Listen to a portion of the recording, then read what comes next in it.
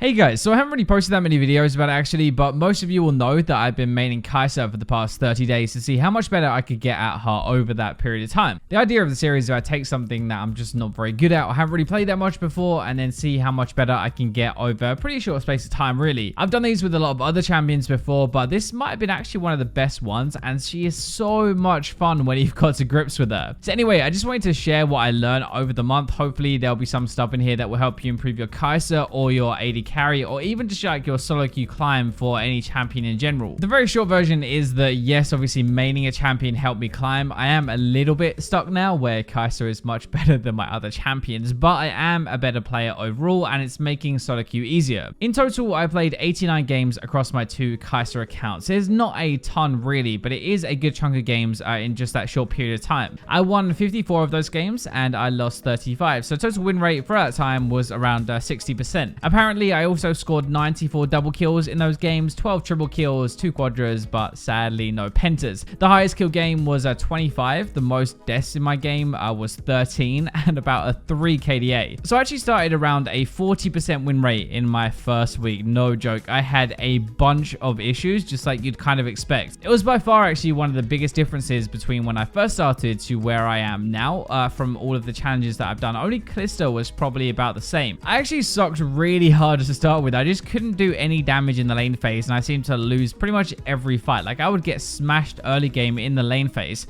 I was a bit too passive as well, just sat back really, and when I had a bad support that was even worse. I had no idea how to play the lane phase and kind of help them or carry them. After that I did start to figure things out a lot more. I focused on one thing at a time really and then started to creep to about a 50% win rate in the second week. After that it really kind of clicked and then I started to win anywhere between 60 and 80% of my next games over the next 2 weeks. First of all, why would you want to watch this video? Why would you even want to do this in the first place? Why would you want to main a champion? The first thing is you actually start to swap around your builds a lot more, so you'll build properly for the game. Like you're going to learn what item is good in what situation, you'll change up the order and it does make a big difference. You're also going to learn matchups a lot faster and you'll know them properly. So when you go into a game, you'll see like an Ezreal, for example. If I see an Ezreal as Kai'Sa, I'm like, happy days. This should be pretty easy. I can out trade him, I can jump on him, I can fight him, and I shouldn't have too many issues. You're going to be learning your damage as well, which is really essential for making plays or getting fed. Like it's really hard to dive in and jump into a fight, actually kill people if you don't know how much damage you're going to do. If you don't know, you're probably going to like lean on the side of caution and just not actually take the fight. You're actually going to learn what it takes to win and you're going to stop losing your lane as much because you understand your matchups and your champion a bit better, which means hopefully you don't get snowballed on as much. Also, general mechanics in the game are going to be getting better a lot faster. Actually, you'll have a faster improvement of the game in general just because you're playing one champion. You can understand everything else a little bit easier. You're almost always going to be useful in games, which I see a lot of people when they play something they aren't that good at, they kind of become like useless, I guess, as they go through the game. They don't know how to recover, but when you main a champion, you really do. You should be winning a lot more as well, but it'll be easier to be consistent game to game. So you shouldn't really have as many like really bad games, I guess, and at least stand a chance to win everyone. I think from that as well, you don't really tilt as much. You have a bit more control in the game, if that makes sense. So like you're not really a passenger just being like kind of autopilot along and just taken along for a ride. Like you can actually control the pace of the game and try and actually make some plays. Speaking of plays, you're also going to make a few sick plays. The ones that start to feel like normal plays really, but everybody else thinks, oh, that was actually really good. Like they say, well played in chat or something like that. Like those will become standard. The thing is though, when you main a champion,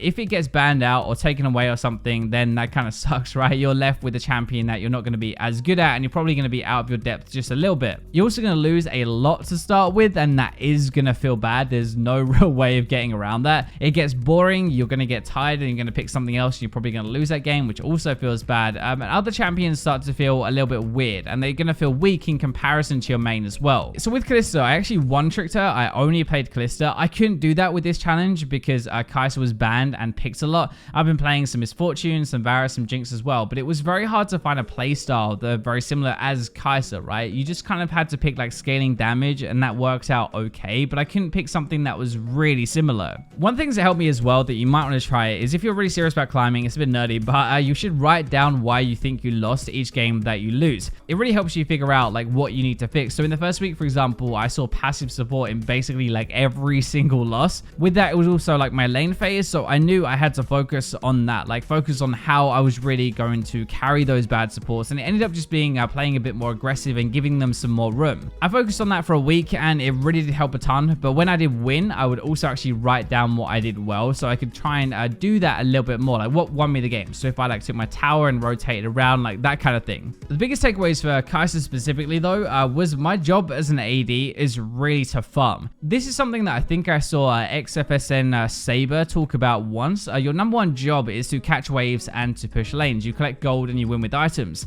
I had a habit on Kai'Sa of grouping down my team, and when actually I just really need to farm and then get items to help my team that way instead. I think the shift in playstyle I had where I just took like farm as the number one thing, and obviously you don't want to let your team die and stuff like that. Sometimes you have to move, but if you don't have to be there, I was farming. That helps a lot with Kai'Sa, who scales with items like a beast as well, especially. The other thing was my W is so key to absolutely everything that Kai'Sa wants to do. It is obviously your way in with your ultimate from range, like it's going to trigger the passive, but it's the easiest way to proc your passive for damage. Your passive is basically do or die in the lane phase. Like if you get that off, you're probably going to kill somebody. If you don't, you're probably going to die. You need to hit your W in lane fights if you want to win, to be honest, because it is the way that you're going to get to 5 stacks. As soon as you have a guaranteed W, you're going to take it. So if they're crowd controlled or something like that, you just immediately use it and get it off because you know it's going to actually hit the person, right? But it is also a good poke anyway. The last thing that was like really a click moment for me was my ultimate is broken.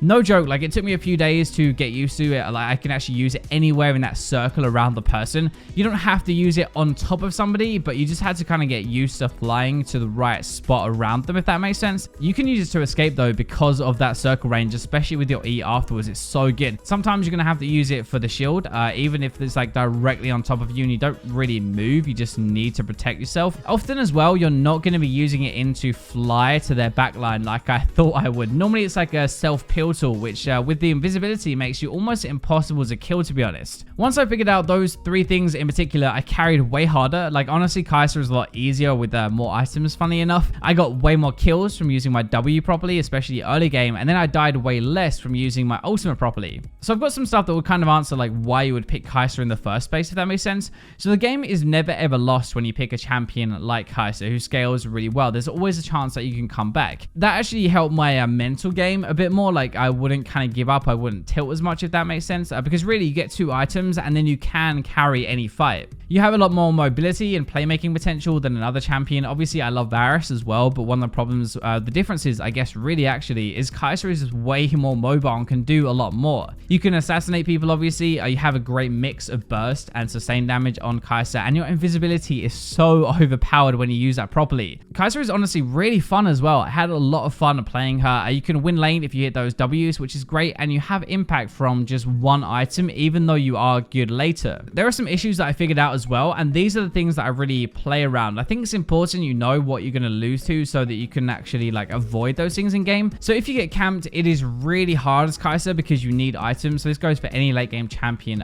Putting yourself in a position where you can get ganked or like dove and stuff like that can put you really far behind. You're also kind of like short range, so you have to get very close to do damage. So you've got to pick the right time to go into fights. Something that sounds really weird, but slows really mess you up because you have no dash. Your E is like movement, right? So if you're slow, you don't get as far. Even your ultimate, you can use it, but then you can't run as far after either. Finally, her lane phase is just not that strong on its own, so you really need a strong support. And if you're against a strong AD like Miss Fortune and a strong support like Nami, for example, you're in for an absolute pounding. And I would actually go resolve secondary every time I was in a game like that. One of the biggest things that maining a champion really does for you as a player, just for any lane really, like you learn how much damage you can really do. You start to see like opportunities and kills that you wouldn't have seen before. You're going to be getting way more kills as you go on and as you main this champion and you learn them properly. You do more in the game and you're going to carry a lot harder. If you feel like you don't really carry games and if you win it's probably because somebody else popped off, then maining a champion should actually help that a lot. It is also knowing how you win, which is another side of this. With Kai'Sa it's pretty easy because if you get ahead, like you just keep farming, you keep scaling, you fight, but there is no rush in the game. If you get behind, it is really about farming still, like farming sideways as much as possible, getting your items before you dedicate, a playing more backline, I guess, instead of like diving in and stuff. Kai'Sa is pretty chill to play, honestly. Not like Kalista where you have to really get ahead early and snowball because you are an early game beast. Like, I don't feel as much pressure anymore because I know no matter how late the game goes, I'm going to be able to pop off and hopefully carry my team. The thing that I really started doing recently as well to climb a bit higher is I started to freeze my lane a lot more. You don't really have good poke and you don't have good tower siege anyway because you're kind of low range, so you can't really take a tower even if you're pushing constantly. You're going to be getting ganked a lot though because you're Kai'Sa and you're really seen as a threat, like a champion that can really carry, and that probably applies to a lot of different lanes actually. So the reason I freeze then is because I can chill in my half of the lane. The only downside to that is getting dove under tower, but this is only starting to become a problem now at like D3 plus. It might not apply that lower down. Another thing I learned about was builds. Obviously Kai'Sa is a bit different because she has AP and AP scaling, but there are so many different options. The AP build is amazing for burst, it's for poke as well and passive damage, but it scales a bit slower, but it's better overall in my opinion when you get full build. Rage Bait first can be awful in fights if they are over before you get to those 6 stacks and you start pounding people after that. Like before it, you don't really do that much damage. Storm Razor Rush in my opinion is the best option right now. It gives you power at one item, it gives you burst, it upgrades your Q and your E with Rage Bait afterwards, which is so good. And Rage Bait after that actually keeps the power ramping up into the rest of the build. Like you can go into crit after that for more AoE damage and sustained damage in a fight with some crits, or you can go back into AP afterwards if you want to instead, as long as you don't mix the two, like you mix and match. So you stick to AP after those or you stick to crit, like either one or the other, the damage is about the same. I think AP though is probably easier to play, like you can build Zhonya's and stuff like that, or some defense at least. Plus it's actually more burst damage, so it's easier to play in that way. Normally I say let me know who you want to do next, but I actually don't know if I want to do another one because I'm enjoying Kai'Sa so much. I kind of want to keep playing Kai'Sa and actually main her properly. I guess let me know though in the comments. Either way, make sure you throw a like on the video if you enjoyed this kind of thing. I don't do it all the time now, but it'd be nice to do a bit more of it, I think. But for now, I will leave you with the robots.